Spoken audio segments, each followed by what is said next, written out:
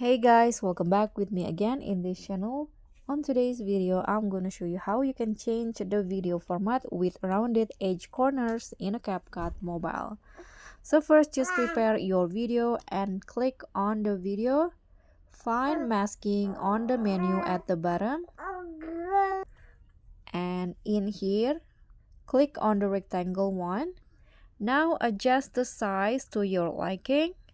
Going to go with this, and then if you want to have a rounded edge corners, just drag this icon in here like this and you'll have that rounded edge corners.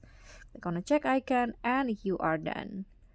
So that's all from me. Thank you so much for watching. Don't forget to like, comment, and subscribe.